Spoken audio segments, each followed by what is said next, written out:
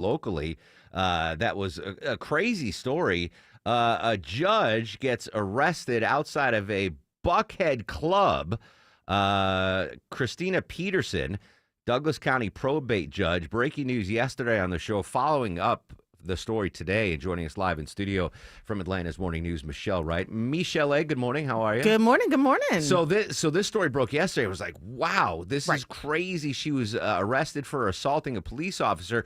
We're getting more details now on what led up to the arrest. What can you tell the listeners what happened? Yeah, and the mugshot came out. We're seeing the mugshot, and here's what witnesses are saying, and they're telling Channel 2 Action News. So they're at the Red Martini, and there's some food trucks that are in the parking lot. Let me stop you there. So yesterday I asked Deborah, do you know where Red Martini is? And Longoria didn't know. No. It's all right. So it's just so you know, you ever been to Moondogs? Oh, okay, yeah. It's right next to Moondogs now. Okay, yeah, I need all the old references Exactly. to tell me where it is. So yes. it's on Peachtree. If you're heading north up to the Lenox Mall, it's on the right before the Trader Joe's. Okay, so where Moondogs is. So just so we all our former Buckhead days, we can say, all right, where's the Red Martini? Which seems like a really classy name for the Moondog Strip Plaza, which Exactly.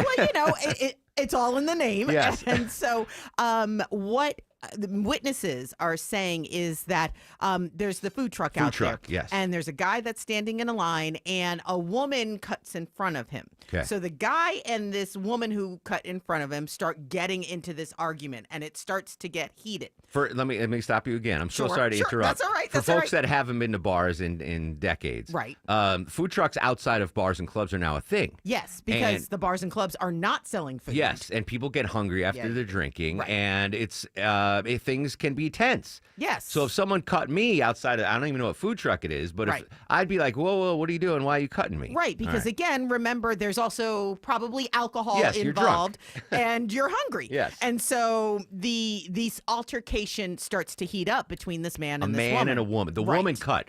I might be heated, but if it's a lady, I might let her get in the falafel line or whatever it is. If you're hungry, you may not. I'm just saying. So this is escalating. The judge sees this escalation, according to these witnesses, and comes over and steps in. And she then starts, the judge, Christina Peterson, allegedly starts beefing with the guy who was arguing with the woman who cut.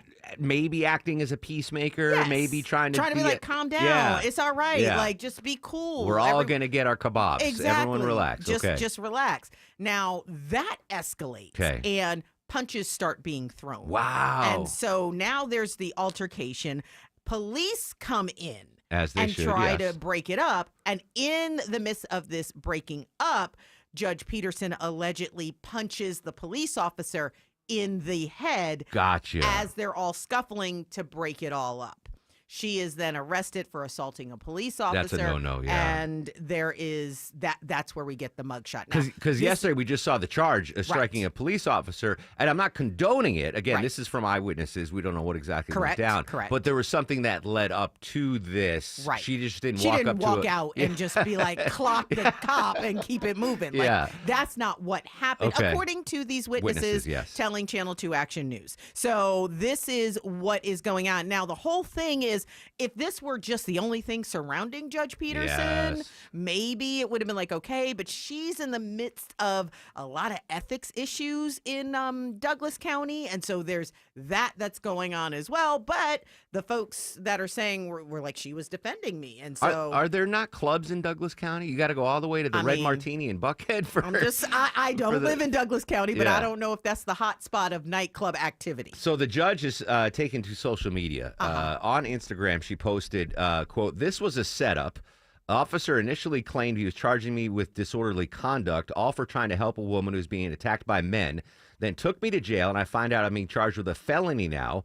Officer slammed me to the ground for helping this woman, but let the attacker get away. Here I sit with bruises, black eye, swollen knee, and a felony charge because the officer, security, and men there chose not to help this victim and instead find a way to charge me with a crime. Where is the protect and serve? Wow, they will stop at nothing to tarnish my character. God help us, we need justice." So that's from her Instagram. I'm assuming, I mean, in this day and age, security cameras everywhere, body cameras. Right. People are rolling. I mean, I'm sure if you look at some of these social sites, there's going to be video of this coming out. Because, again, you see two people scuffling, you see two people scrapping in a parking lot outside a club.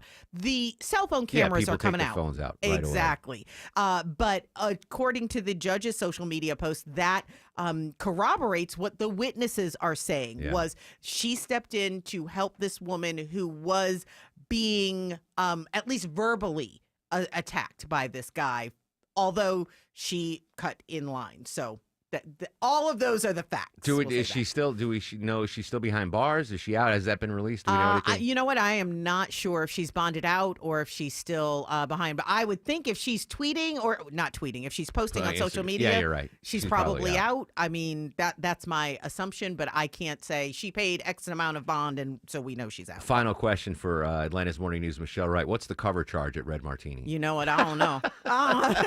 But they got to lower it now if they're not serving food. I'm just saying. Well, listen, any publicity is good. I'd like to get the food truck guy on here, Did they get Deborah. their food? Yeah. Right, that's the question. Exactly. You know what, Deborah? Reach out, try to find out what food truck it was. And then that person that owns that food truck can bring food into the station. All right, I'm here for that. And then we can interview him about what went down in Buckhead. Great coverage on a crazy local story. Michelle Wright. Michelle, have a great weekend, my friend. You as well. Thanks so much.